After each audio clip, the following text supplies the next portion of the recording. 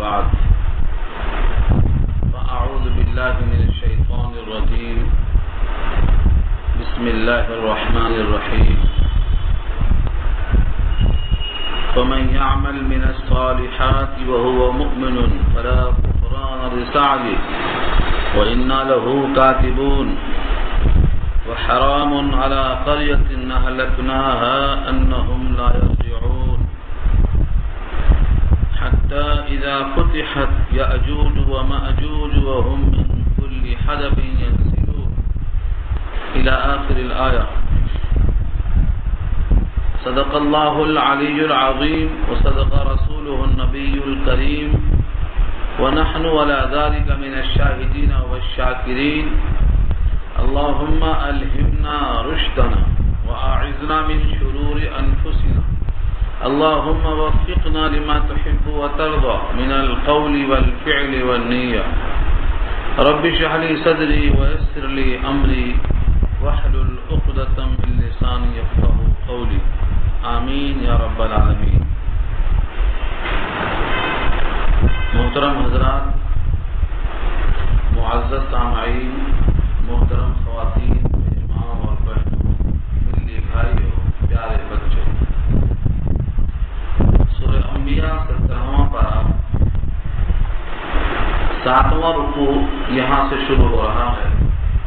پارے کا بھی 7واں رکوع ہے اور سورت کا بھی 7واں رکوع ہے. آیت نمبر 93 سے لے کر 112 تک سورہ انبیاء مکمل ہو جائے گی. اس سے پہلے تذکرہ کیا گیا مختلف انبیاء کرام کا اور آخر میں کہا گیا یہ سب ایک ہی امت ہے، یعنی تمام کا دعویٰ اور دعوت توحید، رسالت، آخرت مشترکہ. اس لیے تم کسی بھی نبی کے ماننے والے ہو، تمہیں چارہ کار نہیں ہے بغیر توحید کے، بغیر رسالت کے، بغیر آخرت کو مانے. تمہیں چاہیے کہ توحید کو تسلیم کر لو. لیکن لوگوں کا حال یہ ہے کہ انہوں نے اپنے معاملات کو باہم ٹکڑے ٹکڑے کر دیا ہے. لیکن سب کو ہمارے ہی پاس لوٹ کر آنا ہے، کوئی دوسری جگہ ان کے واسطے نہیں ہے. اب یہاں سے اگلی آیت میں اللہ فرماتے ہیں ہمارے پاس آنے والوں کے لیے جو شرط ہیں وہ اچھی طرح دیکھ لو. فَمَن يَعْمَلْ مِنَ الصَّالِحَاتِ، جو شخص کرے گا عمدہ عمل. فمن میں جو ماں ہے یہ عموم کے لیے ہے، کوئی بھی ہو. فمن يعمل، جو بھی کرے گا، من الصالحات، عمدہ عمل، ایک شرط کے ساتھ، وہو مؤمن، بحالت ایمان.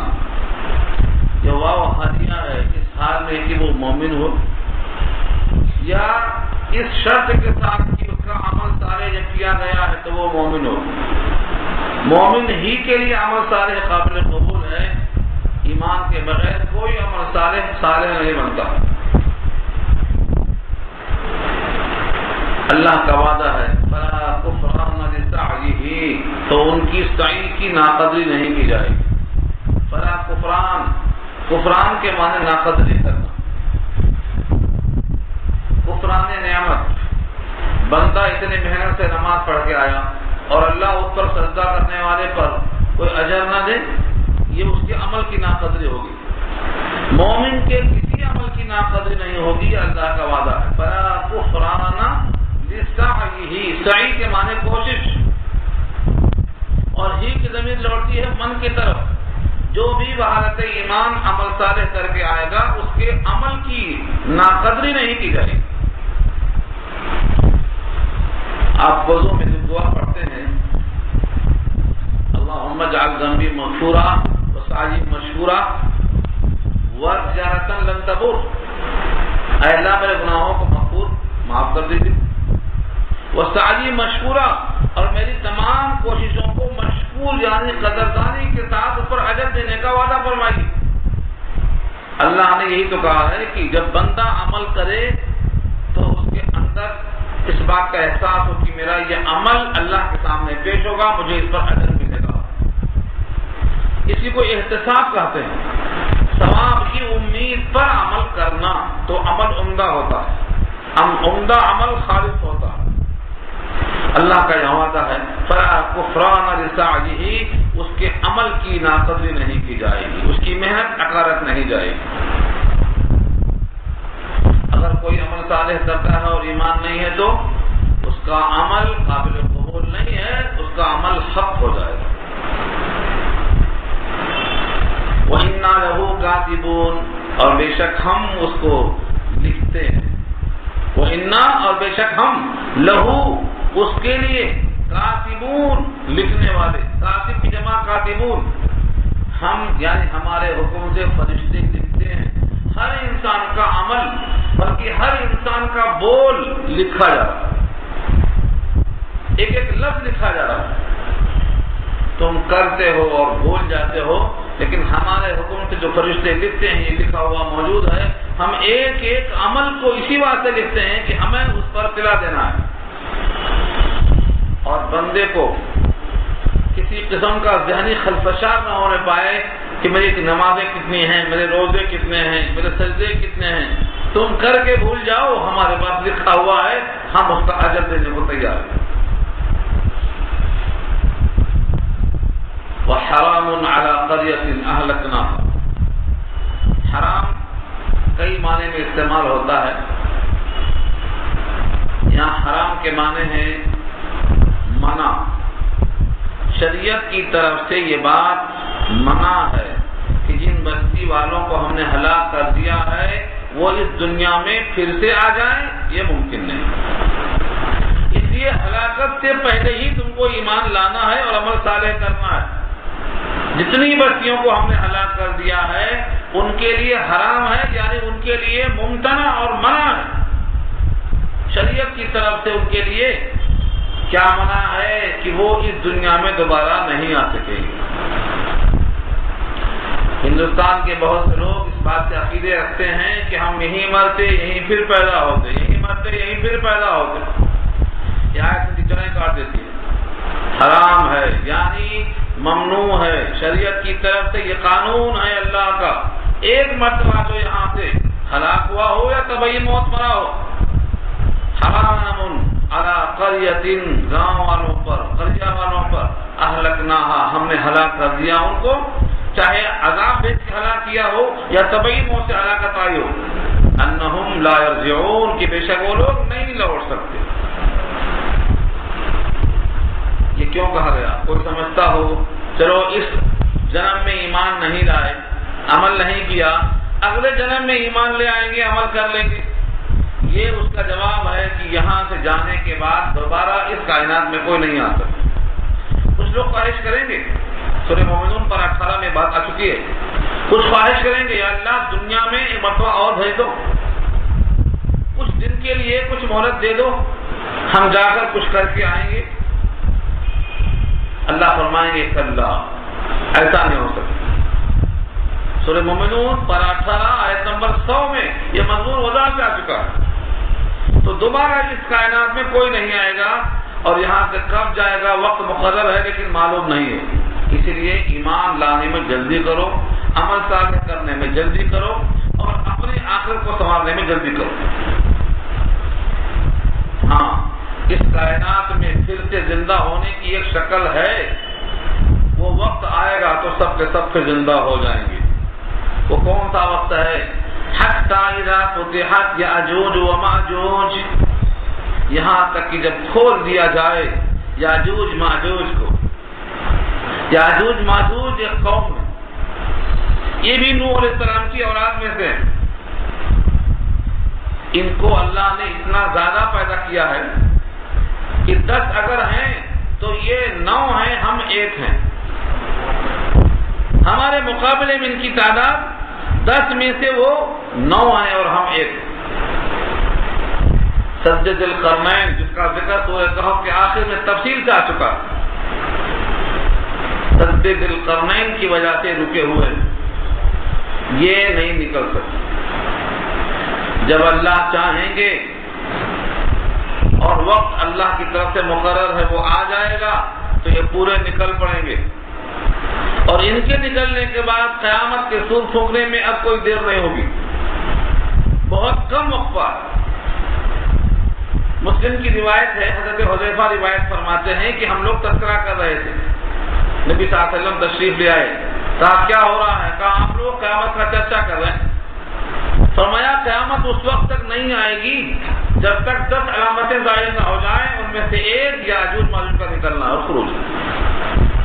اس آیت میں اسی کا اشارہ ہے، جب تک یاجوج ماجوج کھول نہ دیے جائیں، ان کا جو بند ہے سد سکندری وہ کھل نہ جائے، اور جب کھلے گا تو کیا عالم ہوگا، وَهُم مِّن كُلِّ حَدَبٍ يَنسِلُونَ، اور وہ لوگ ہر بلندی سے، پہاڑ سے اور ٹیلے سے، ہر اونچی چیزوں سے ینسلون لڑکتے ہوئے نظر آئیں گے۔ وَهُم، اور وہ لوگ، من کل حدب، ہر بلندی سے، ینسلون، جب آدمی اوپر سے نیچے کی طرف آتا ہے، خاص طور سے پہاڑ سے نیچے، تو اپنے پیروں پر وہ قادر نہیں ہوتا، لڑکتے ہوئے چلا آتا ہے، اس کو کہتے ہیں ینسلون، پھسلتے ہوئے آنا، ہر پھسلان سے پھسلتے ہوئے آئیں گے۔ اور جب وہ آئیں گے تو کائنات میں کیا انقلاب پیدا ہوگا۔ یہاں میں اگر چھیڑا تو گفتگو ادھر چلی جائے گی، یہاں تو صرف اشارہ ہے۔ جب تک یاجوج ماجوج دوبارہ نہیں آئیں گے تب تک سور پھونکا نہیں جائے گا، تب تک کوئی زندہ نہیں کیا جائے گا۔ دوبارہ زندہ ہوں گے اس وقت زندہ ہوں گے۔ 3 بار سور پھونکا جائے گا۔ پہلا سور ہوگا فَفَزِعَ مَن فِي السَّمَاوَاتِ، سب خوف زدہ ہو جائیں گے، گھبرا جائیں گے۔ دوسرا سور پھونکا جائے گا فَصَعِقَ مَن فِي السَّمَاوَاتِ، سب بے ہوش ہو جائیں گے اور مر جائیں گے۔ تیسرا سور پھونکا جائے گا جس کا نام ہے یوم بعث، اٹھائے جانے کا سور، سب کھڑے ہو جائیں گے، یوم یقوم الناس لرب العالمین، سب کھڑے ہو جائیں گے۔ تو 3 سور پھونکا جائے گا۔ دوسرے موقع پر یہ حالت پیش آئے گی کہ جتنے بھی لوگ دنیا میں مر چکے ہیں سب زندہ ہو جائیں گے اور کھڑے ہو جائیں گے۔ ان تینوں کے احوال اور تفصیل، یاجوج ماجوج کے موقع پر کیا پیش آئے گا، دنیا میں کتنی مہنگائی، کتنی گرانی آ جائے گی۔ ایک بیل کا سر 100 دینار میں ملے گا تو لوگ کہیں گے بہت سستا مل گیا۔ اتنا حالت پیدا ہو جائے گی، قلت ہو جائے گی کھانے پینے کی چیزوں کی، زمین میں جتنے تالاب ہیں سب پانی پی جائیں گے۔ یہ پوری تفصیل سورہ کہف کے آخری رکوع میں آئی ہے، آپ اس کو دوبارہ سن سکتے ہیں۔ اللہ فرماتے ہیں وَاقْتَرَبَ الْوَعْدُ الْحَقُّ، الوعد کی صفت ہے الحق، وعدہ جو اللہ کرتے ہیں۔ ایک بہت بڑا وعدہ ہے کہ سب مر جائیں گے اور سب زندہ ہوں گے، یہ وعدہ حق ہے۔ یہاں اللہ فرماتے ہیں وَاقْتَرَبَ، اور وہ وعدہ جو سچا ہے وہ نزدیک آ پہنچا ہوگا، جس وقت یاجوج ماجوج نکلیں گے اس وقت وہ وعدہ حق بالکل قریب آ چکا ہوگا۔ فَإِذَا هِيَ شَاخِصَةٌ، بس اچانک کیا ہوگا، ان کی نگاہیں اٹھی کی اٹھی رہ جائیں گی، نگاہیں پھٹی کی پھٹی رہ جائیں گی۔ اصل میں شاخصۃ کا لفظ ہے، شاخصۃ کہتے ہیں جب کوئی چیز اچانک انسان کے سامنے آ جاتی ہے غیر متوقع، بلا کسی امید کے، تو ان کو دیکھتا رہ جاتا ہے، پلک جھپکتا نہیں ہے، آنکھیں کھلی کی کھلی رہ جاتی ہیں، اس موقع کو شاخصۃ لفظ سے قابل کیا جاتا ہے۔ تو شاخصۃ کے معنی آنکھیں اٹھی کی اٹھی رہ جائیں۔ کس کی نگاہیں؟ ابصار الذین کفروا، ان کی نگاہیں جنہوں نے کفر کیا۔ یہ حال کافروں کا بیان ہو رہا ہے، مومنوں کا نہیں۔ جو ایمان عمل صالح کے ساتھ آئیں گے ان کا حال نیچے آ رہا ہے تفصیل کے ساتھ۔ یہ تو کہیں گے ھذا ما وعد الرحمن وصدق المرسلون، ہم تو سورہ یاسین میں پڑھتے تھے رحمان نے جو وعدہ کیا تھا کہ وہی دن ہے، وہ دن آ گیا، ہمیں تو اس کا انتظار تھا۔ رسولوں نے بات سچ کہی تو وہ تو امید لگا کے بیٹھے تھے، خلاف توقع نہیں تھا ان کے لیے۔ تو یہ کافروں کا حال ہے، نگاہیں ان کی خیرہ ہو جائیں گی، آنکھیں پھٹی کی پھٹی رہ جائیں گی، اوپر دیکھتے رہ جائیں گے اور کہیں گے یا ویلنا قد کننا فی غفلۃ من ھذا، ہائے ہماری کمبختی، ہم تو اس دن سے غفلت میں تھے، ہم تو اس دن کو مانتے ہی نہیں تھے، ہمیں تو اس کا انکار تھا. ہم سمجھتے تھے مر گئے، سڑ گئے، مٹی میں مل گئے تو اب کون کھڑا کرتا، کون کھڑا ہوتا. ہمارا تو خیال یہ تھا کہ دوبارہ زندگی نہیں، ختم ہو گئے، قصہ ختم، ہاتھ جھاڑ لیا تھا ہم نے. ہم تو اس سے غافل تھے. یا ویلنا، ہائے ہماری کم بختی، قد کننا فی غفلۃ من ھذا، ہم تو تھے غفلت میں. اور جو غافل ہوتا وہ تیاری نہیں کرتا، کیوں نہیں آیا. اس کے بعد جب سوچ سمجھ آئے گی، ہوش حواس تھوڑا صحیح ٹھکانے لگیں گے تو کہیں گے بل کننا ظالمین، بلکہ حقیقت یہ ہے کہ ہم غافل نہیں تھے بلکہ ظالم تھے. ہم تو جان بوجھ کے انبیاء کی بات رد کرتے تھے، اپنے عقل کے خلاف چلتے تھے، رسولوں کے وعدوں کو نہیں مانتے تھے، اللہ کی کتابوں کو تسلیم نہیں کرتے تھے. سچ تو یہ ہے کہ ہم غافل نہیں تھے بلکہ ظالم تھے. بل کننا ظالمین. اس موقع پر رب کریم کی طرف سے مشرکین مکہ سے کروایا گیا ہے خاص طور سے، اور سارے انسانوں سے عام طور سے. انکم وما تعبدون من دون اللہ حسب جہنم، بے شک تم اور جن کی تم عبادت کرتے ہو اللہ کو چھوڑ کر جہنم کا ایندھن ہے. حسب جہنم، جہنم میں جھونکے جائیں گے. عبادت کرنے والوں کو بھی اور جن کی عبادت کی گئی ہے ان کو بھی، دونوں کو ڈال دیں گے. جتنے بت پرستش کیے جا رہے ہیں ان تمام کو ساتھ ساتھ بھیجیں گے اللہ تعالیٰ، تاکہ عابد اور معبود دونوں اکٹھا ہوں.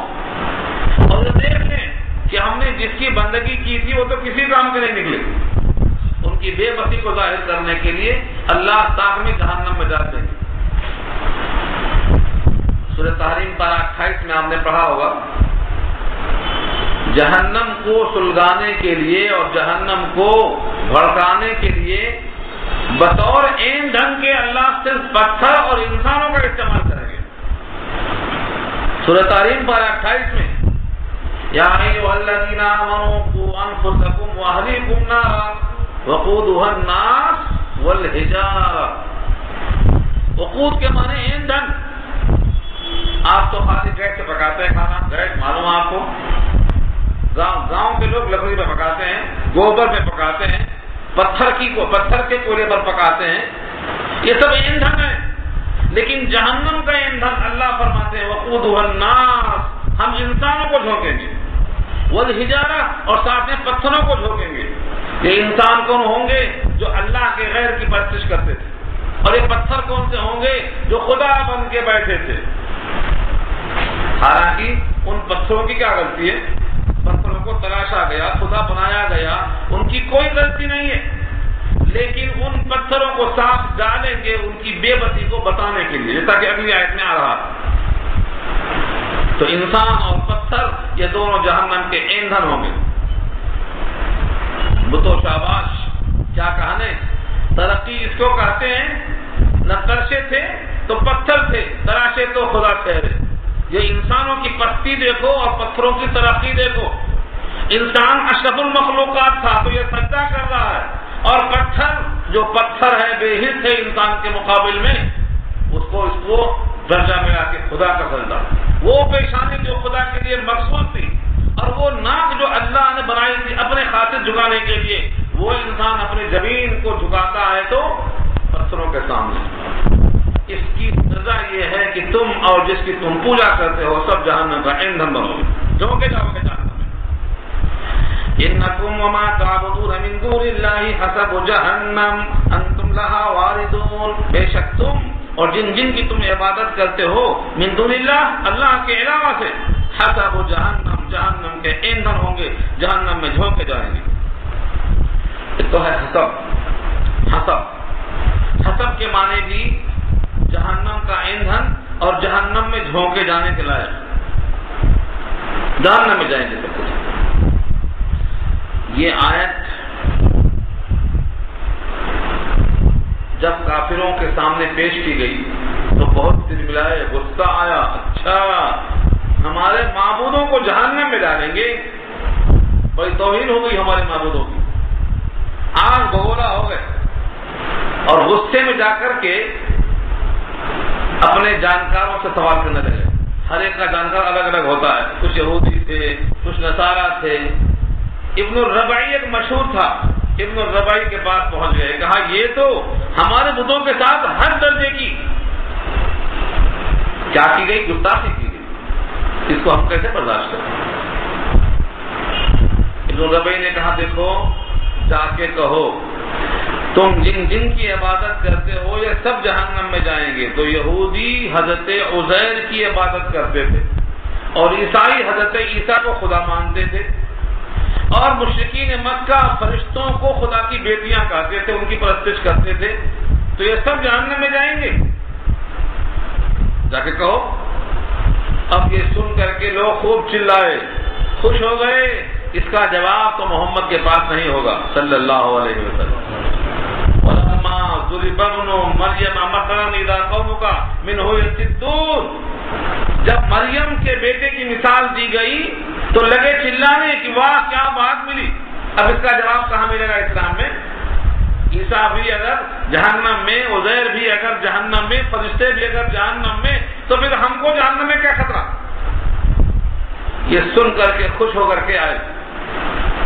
اگلی آیت اس کے جواب میں نازل ہوئی ہے، اور رک پہ سنوں گا وہ آیت، 2-3 آیتوں کے بعد آ رہی ہے. اس میں کہا گیا ہے کہ جن کے لیے اللہ تعالیٰ نے حسنہ کو پہلے سے لکھ دیا وہ جہنم میں تو کیا جائیں گے، جہنم کی آہٹ بھی ان تک نہیں جائے گی. رہا سوال اس آیت میں اگر کوئی لوگ اعتراض کرنا چاہیں تو اللہ نے اس لفظ میں ایسا جملہ پوشیدہ رکھا ہے، ذرا غور کریں گے سمجھ میں آئے گا. انکم وما تعبدون، بجائے ماں کے من استعمال نہیں کیا رب کریم نے. کیوں؟ جو ان کو تھوڑا سا بھی عربی آتی ہے وہ جانتے ہیں ماں آتا ہے تھنگس کے لیے، اشیاء کے لیے. پتھروں پہ اطلاق ہوگا، سورج پہ اطلاق ہوگا. اگر لفظ من ہوتا تو وہ انسانوں کے لیے آتا ہے. اللہ نے پہلے سے نکال دیا، لفظ من کو ہٹا کر ماں استعمال کیا. حضرت عیسیٰ نہیں آ سکتے کیونکہ وہ من ہے، حضرت عزیر نہیں آ سکتے کیونکہ وہ من ہے. لفظ من کو لانے کے ذریعے سے اللہ تعالیٰ نے پہلے سے اس کو حذف کر دیا. لیکن جن کی عربیت کمزور ہے وہ تو ڈھونڈتے رہتے ہیں کوئی موقع مل جائے ان کو. قرآن کریم کے لفظوں میں کوئی چھول قیامت کی صبح تک نہیں ملنے والا ہے. انکم وما تعبدون، تم جن کی عبادت کرتے ہو اشیاء میں سے، تھنگس میں سے، وہ سب کے سب جہنم کا ایندھن بنیں گے. اس میں عزیر نہیں آتا. کیوں؟ ایک تو وہ نبی ہیں، نبی معصوم ہوتا ہے، وہ جہنم کے مستحق کیسے ہو سکتے ہیں؟ تمہاری غلط فہمی ہو گئی ہے. اگلا ٹکڑا اللہ کی طرف سے واضح ہے، انتم لہا واردون، تم اس جہنم میں وارد ہوگے، تم اس جہنم میں داخل ہوگے. اور سنو، تم جن جن کو خدا مان کر سجدہ کرتے رہے، اگر یہ تمہارے خدا ہوتے تو یہ خدا جہنم میں آتے کیوں اور لائے جاتے کیوں اور داخل کیے جاتے کیوں؟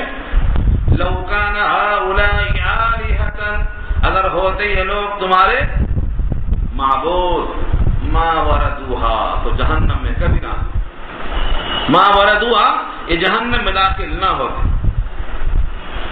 جہنم میں ان کا لایا جانا تمہاری نظروں کے سامنے بتانے کے لیے ضعف الطالب والمطلوب کا مصداق ہوگا. عبادت کرنے والے بھی کمزور، جن کی بندگی کی گئی وہ بھی کمزور، دونوں کے دونوں کمزور ہیں.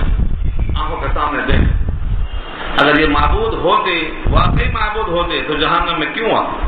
کل وکل فیہا خالدون، اور سب اس میں ہمیشہ رہیں گے. چلو غلطی سے آ گئے ہوں گے، تھوڑی دیر کے لیے آ گئے ہوں گے، سزائیں بھگتنے کے لیے آ گئے ہوں گے، نہیں، یہ تو ہمیشہ ہمیشہ رہیں گے. معبود تھے تو جہنم میں ہمیشہ کیسے رہیں گے؟ یہ ان کا جہنم میں ہمیشہ ہونا اس بات کی دلیل ہے کہ یہ معبود نہیں تھے، ان کو عبادت سے کوئی تعلق نہیں. جہنم میں کیا کریں گے؟ چلاتے رہیں گے. لہم فیہا زفیر، ان کے لیے اس میں شور ہوگا. زفیر کہتے ہیں چیٹی مارنا، اور شہیق کے معنی دہاڑنا. سورہ ہود پارہ 12 میں اللہ نے بتایا ہے کہ جہنم میں رہنے والے چلائیں گے، چڑھاڑیں گے. चिल्लाएंगे और चिल्लाएंगे, लेकिन ये इतने बहरे होंगे कि कोई आवाज सुनेंगे नहीं। हाँ, क़यामत में अल्लाह ताला जब इनको दाखिल फरमाएंगे तो क्या फरमाया? अला वजूहिहिम उम्युन व सुम्मा व नहशुरुहुम यौमल क़ियामति अला वजूहिहिम उम्युन व सुम्मा। हम इनको क़यामत में अंधा बहरा गूंगा उठाएंगे, ये कोई आवाज सुनेंगे, चिल्लाते रहेंगे खाली, इनको कोई आवाज नहीं आएगी, बस खुद चिल्लाते रहेंगे। तो लहुम फीहा ज़फीर, उस जहन्नम में इनके लिए शोर होगा, चिल्लाते रहेंगे। वहुम फीहा ला यस्माऊन, और वो लोग उसके अंदर सुनेंगे नहीं, कोई बात नहीं सुनेंगे। कहानी नहीं तो सुनेंगे क्या? दुनिया में काम था, हकीकत नहीं सुने, तो अल्लाह ने वहां उनको कान के बगैर पैदा कर दिया, कान ही नहीं रहेगा उनको कि सुनने हो। वनहशुरुहुम यौमल क़ियामति अला वजूहिहिम उम्युन व सुम्मा व बुक्मा। ये अंधे बहरे गूंगे खड़ा किए जाएंगे, सुन नहीं सकेंगे, बस चिल्लाएंगे खाली। ये हाल इनका हो गया जो बातिल। अब जो बंदे हमारे हैं जिनके लिए हमने पहले से लिख दिया है कि इनको उम्दा मकाम मिलेगा, इनको हुस्ना मिलेगी, इनको भलाई मिलेगी, उन बंदों के लिए जहन्नम तो क्या होगी, जहन्नम की वो आहट भी महसूस नहीं करेंगे।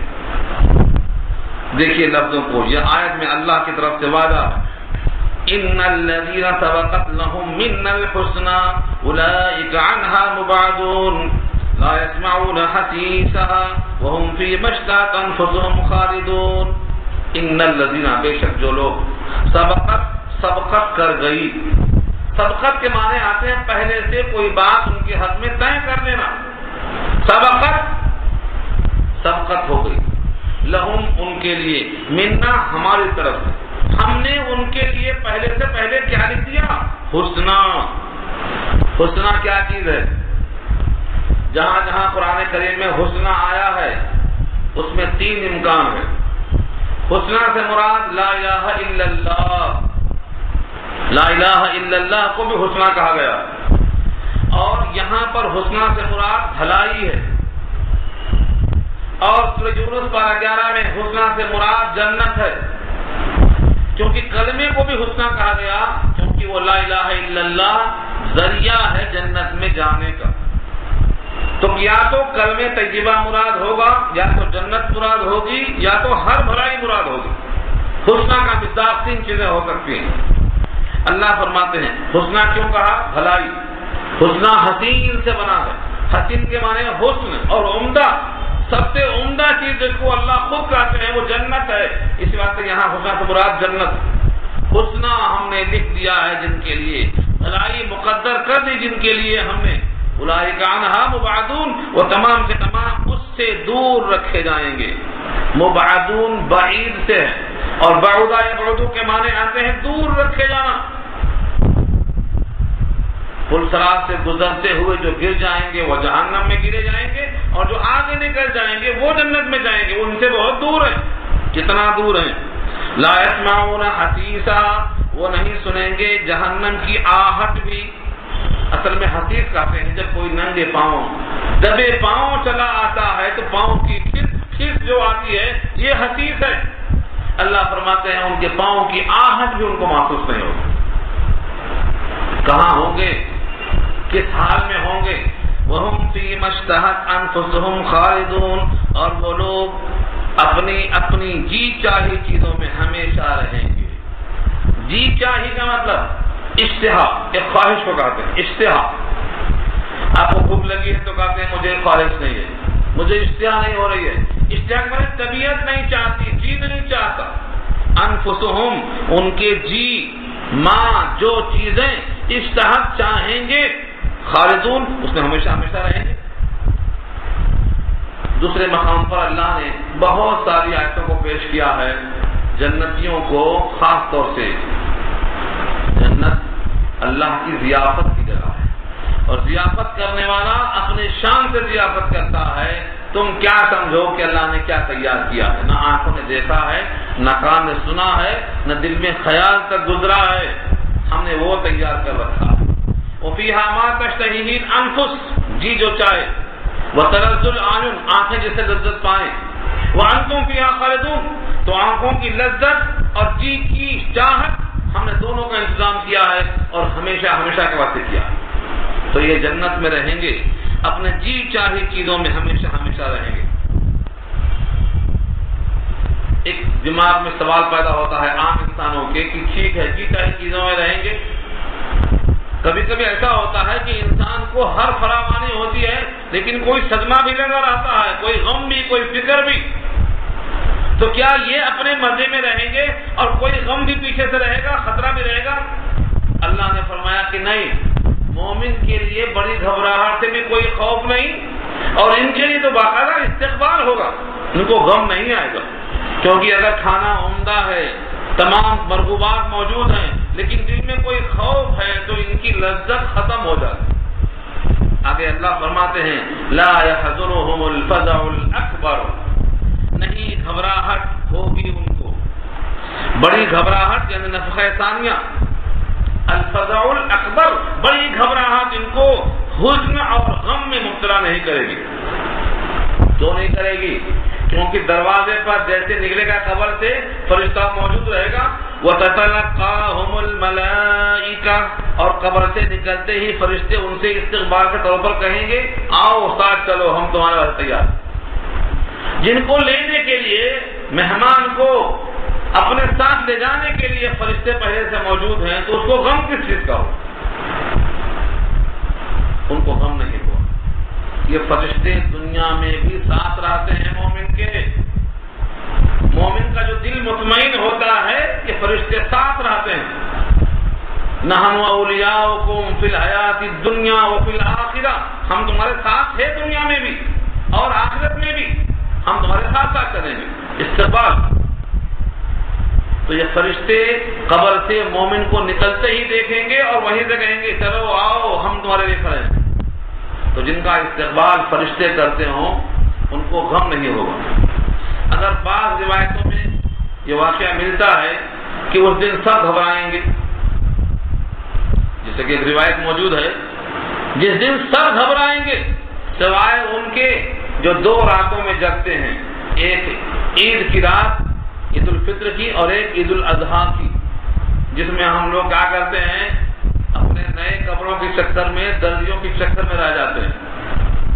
جو 2 راتوں میں جگے گا وہ بڑے دن کی گھبراہٹ سے بچے گا. تو اگر یہ کہا جائے کہ اس دن تھوڑا بہت گھبراہٹ ہوگی، جواب دیا ہے شارحین نے کہ وہ اتنی مختصر ہوگی کہ آئی چلی گئی، جیسے کوئی خیال آ جائے اچانک اور گزر جائے، بس ایسا گزر جائے گا. اتنا کم وقت کے لیے آئے گا کہ وہ گیا معدوم ہے، گویا آیا ہی نہیں. تو مومن کے لیے اللہ فرماتے ہیں فضائے اکبر سے اس کو گھبراہٹ نہیں ہوگی اور فرشتے اس کا استقبال کریں گے. کیا کہیں گے فرشتے؟ ھذا یومکم الذی کنتم توعدون، یہی ہے تمہارا وہ دن تم جس کا انتظار کیا کرتے تھے یا جس کا تم سے وعدہ کیا جاتا تھا. کنتم توعدون، تم سے وعدہ کیا جاتا تھا کہ تم کو ایک دن اللہ کے سامنے پیش ہونا ہے اور اپنے اعمال کا صلہ ملنا ہے. یہ وہ دن ہے، چلو میرے ساتھ. یہ فرشتوں کا وعدہ. اس عنوان پر آپ کو اگر تمام آیتیں سناؤں تو ایک مستقل بیان کی ضرورت ہے. اتنی آیتیں قرآن میں. سورہ حامیم السجدہ پارہ 24 میں پورا ایک رکوع ہے یہ فرشتوں کی گفتگو پر. فرشتے کہیں گے ہم تمہارے ساتھ تھے دنیا میں بھی اور یہاں میں بھی، تمہارے واسطے تمام چیزیں پسندیدہ موجود ہیں، غم کی کوئی چیز موجود نہیں.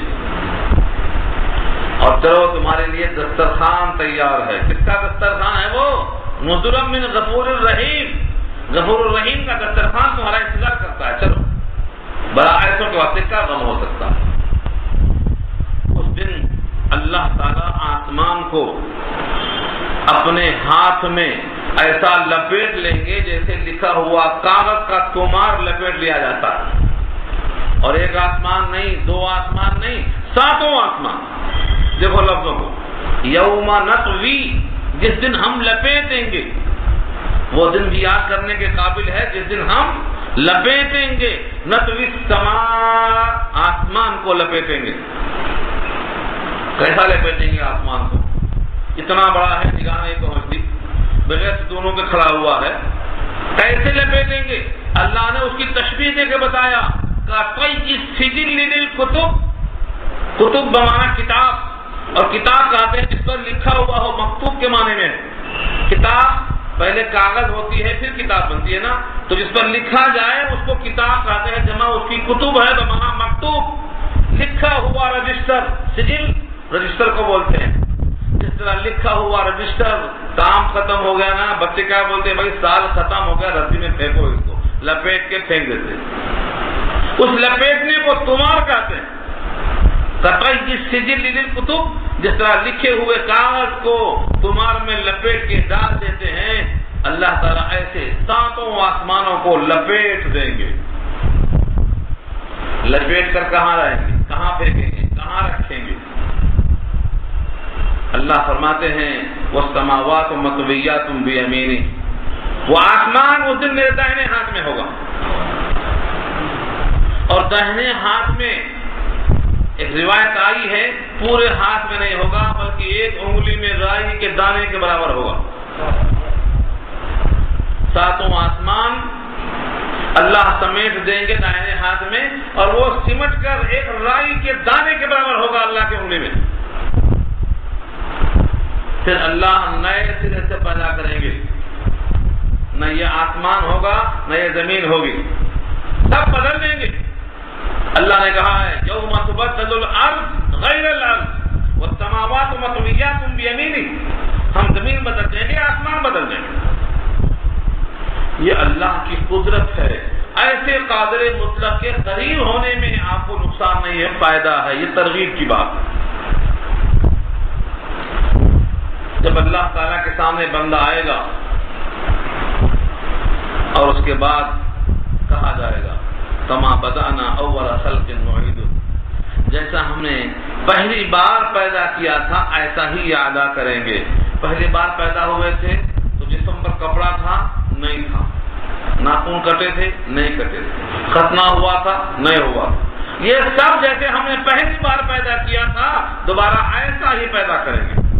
کما بدأنا، جیسا ہم نے شروع کیا تھا، اول خلق، پہلی بار تخلیق میں، نعیدہ، ایسا دوبارہ ہم پیدا کریں گے۔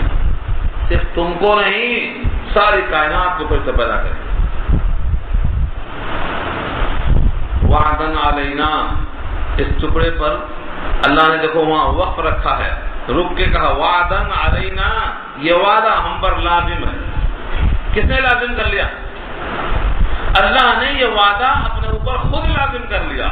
اللہ کے ذمہ کو دوسرا لازم کر ہی نہیں سکتا، وہ جو چاہے کرے ان سے کون پوچھ سکتا۔ اللہ نے اپنے اوپر وعدہ کر لیا اور کہا انا کنا فاعلین، بے شک ہم ایسا کر کے رہیں گے۔ انا کنا فاعلین، ہم بے شک ایسا کرنے والے ہیں، ہم ضرور ایسا کریں گے۔ اس سے معلوم ہوتا ہے کہ جب آپ بھی کوئی وعدہ کر لیں تو آپ بھی پورا کریں۔ الکریم اذا وعدہ وفا، شریف آدمی جب وعدہ کرتا ہے تو اس کو پورا کرتا ہے۔ وَلَقَدْ كَتَبْنَا فِي الزَّبُورِ مِن بَعْدِ الذِّكْرِ أَنَّ الْأَرْضَ يَرِثُهَا عِبَادِيَ الصَّالِحُونَ، اور تحقیق ہم نے لکھ دیا ہے زبور میں، وَلَقَدْ، اور البتہ تحقیق، كَتَبْنَا ہم نے لکھ دیا، فِي الزَّبُور، زبور میں، من بعد الذکر، ذکر کے بعد، یہاں دو لفظ ہے، اچھا سوچ لو۔ ایک تو ہے زبور، ایک مشہور کتاب ہے زبور، آتینا داؤد زبورا، داؤد کو زبور دیا ہم نے، وہ بھی اسی معنی میں۔ اور زبور کے معنی یہ زبور جمع ہے، ٹکڑے کو بولتے ہیں، ٹکڑے، جس پر کوئی چیز لکھی جاتی ہو وہ ٹکڑے کو بھی زبور کہا جاتا۔ حضرت عبداللہ ابن عباس کی رائے یہ ہے کہ یہاں زبور سے مراد تورات، تورات میں ہم نے لکھ دیا، اور اس کے بعد جو ذکر ہے جس سے مراد تمام آسمانی کتابیں ہیں ان میں بھی ہم نے لکھ دیا۔ اور ابن زید کی رائے اس سے عمدہ ہے، وہ فرماتے ہیں کہ ذکر سے مراد لوح محفوظ ہے، اور بعد میں ان الارض جو جملہ آیا ہے وَلَقَدْ كَتَبْنَا فِي الزَّبُورِ مِن بَعْدِ الذِّكْرِ، ہم نے زبور میں لکھ دیا ہے ذکر کے بعد. تو یہاں زبور سے مراد لوح محفوظ ہے، اور اس کے بعد جتنے آسمانی کتابیں ہیں ان تمام میں ہم نے لکھ دیا. کیا لکھا ہے؟ ان الارض يرثها عبادي الصالحون، کہ بے شک زمین جس کے وارث ہمارے صالح بندے ہوں. اس آیت میں ایک پیغام دیا ہے اللہ. پہلے اللہ نے لوح محفوظ میں لکھ دیا، اور لوح محفوظ کے بعد تمام آسمانی کتابوں میں لکھ دیا، اور یہ کہہ دیا کہ جو میرے صالح بندے ہیں وہ زمین کے وارث بنیں گے. اب یہاں زمین سے مراد دو ہیں. ایک رائے تو یہ ہے کہ اس زمین سے مراد جنت کی زمین، کیونکہ دنیا کی زمین پر تو صالح بھی ہیں غیر صالح بھی ہیں، مومن بھی ہیں غیر مومن بھی ہیں، متقی بھی ہیں غیر متقی بھی ہیں. لیکن زمین جو زمین جنت کی ہوگی، ہاں اللہ نے فرمایا کہ وہ زمین بطور میراث کے متقیوں کو ملے گی. زجاج کی رائے یہی ہے. علامہ آلوسی نے روح المعانی میں اسی کو نقل کیا ہے اور آیت پیش کیا ہے. جنتی جنت میں جائے گا تو کیا کہے گا؟ الحمدللہ، اللہ کا شکر. وقال الحمدللہ الذی، اللہ کا شکر ادا کرتے کرتے آخر میں جملہ آئے گا کیا؟ وَأَوْرَثَنَا الْأَرْضَ نَتَبَوَّأُ مِنَ الْجَنَّةِ حَيْثُ نَشَاءُ، ہم کو زمین جنت کی زمین کا وارث بنا دیا، ہم یہاں ٹھکانہ پکڑیں جہاں چاہیں رہیں. تو یہاں پر کون ہوگا؟ متقی ہوں گے. متقیوں کو جنت کی زمین ملے گی بطور ٹھکانے کے ہمیشہ کے لیے. یہ رائے زجاج کی ہے. لیکن اگر فرض کرو ارض سے مراد مطلق رکھا جائے، ارض جنت بھی اور ارض دنیا بھی، تو یہ بھی پیشین گوئی ہے کہ ایک زمانہ ایسا آئے گا، ایک مرتبہ آ چکا ہے کہ زمین سب کا پورا مومن کے لیے، غیر مومن کے واسطے نہیں. اور آئندہ ایک زمانہ ایسا آئے گا حضرت عیسیٰ کے بعد کہ اس زمین پر کوئی کچا پکا مکان باقی نہیں رہے گا جہاں اسلام داخل نہ ہو جائے، عزت والوں کی عزت کے ساتھ اور ذلیلوں کی ذلت کے ساتھ. یہ حدیث بھی موجود ہے. تو اگر ارض دنیا مراد دی جائے تو سب کے لیے جنت کی طرح دنیا میں بھی مومن کا قبضہ ہوگا. اور اگر اس سے مراد ارض جنت ہے تب تو کوئی شبہ ہی نہیں ہے، وہ زمین سے متقیوں کے واسطے ہوگی.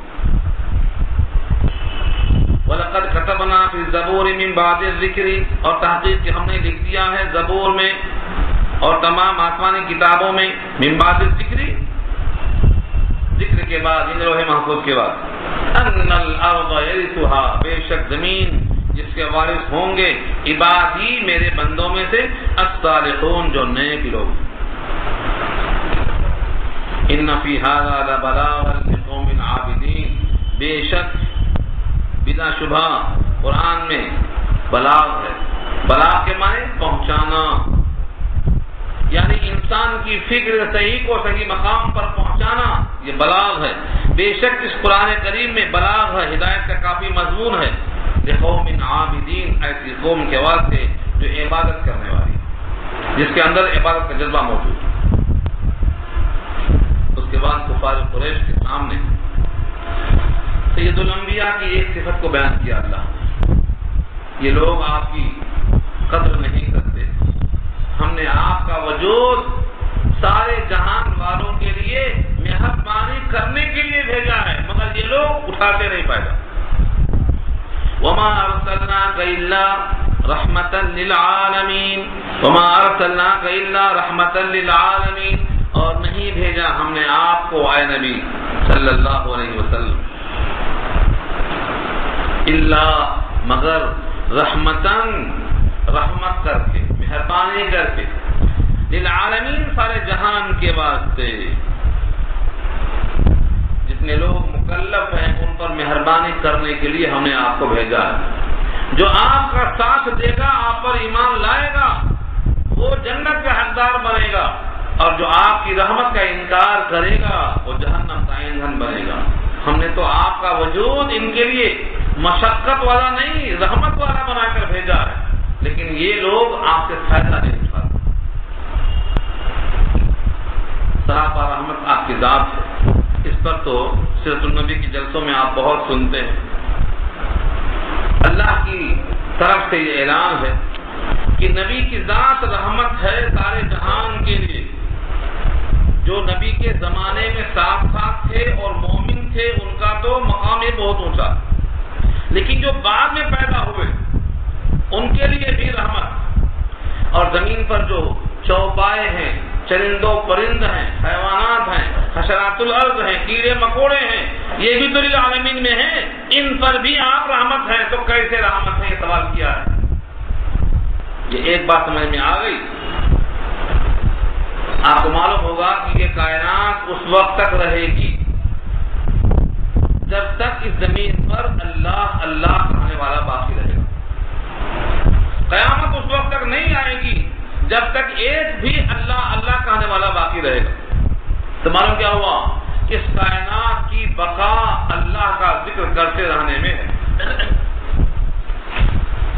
اور یہ ذکر کا مبدا اللہ نے سید الانبیاء کو بنایا، کیونکہ جب آپ تشریف لائے تو دنیا میں کیا تھا؟ ہر طرف کفر و شرک تھا، جہالت۔ آپ کے وجود سے اس کائنات میں اللہ کا ذکر، اللہ کا چرچا ہوا، اور جب تک صرف چرچا ہوتا رہے گا تو یہ مبدا آپ کی ذات کی محنت ہے۔ اور جب اس زمین پر فیصلہ اچھا ہوتا ہے، خدا کا حکم پورا ہوتا ہے، تو بارش ہوتی ہے، خوشحالی ہوتی ہے، دائمی عذاب نہیں آتا ہے، تو اس سے چوپایوں کو بھی غذا ملتی ہے، پرندوں کو، چرندوں کو، ہر ایک کو راحت ملتی ہے۔ اور جب انسان خدا کا باغی بن جاتا ہے تو زمین پر مختلف قسم کے عذاب آتے ہیں۔ اس عذاب کی مختلف شکلیں پرندوں پر پڑتی ہیں۔ ایک صاحب نے دریا میں پانی ڈال دیا، سمندر میں کیا ڈال دیا؟ پیٹرول۔ تو کیا ہوا؟ سارے پرندے اس پانی کے سطح پر پریشان نظر آتے ہیں۔ جنگلوں کو آگ لگا دیا، پورے وحشی بھاگ کے نکل کے آتے ہیں۔ انسانوں کی خطاؤں سے جانور بھی پریشان ہوتے نظر آتے ہیں۔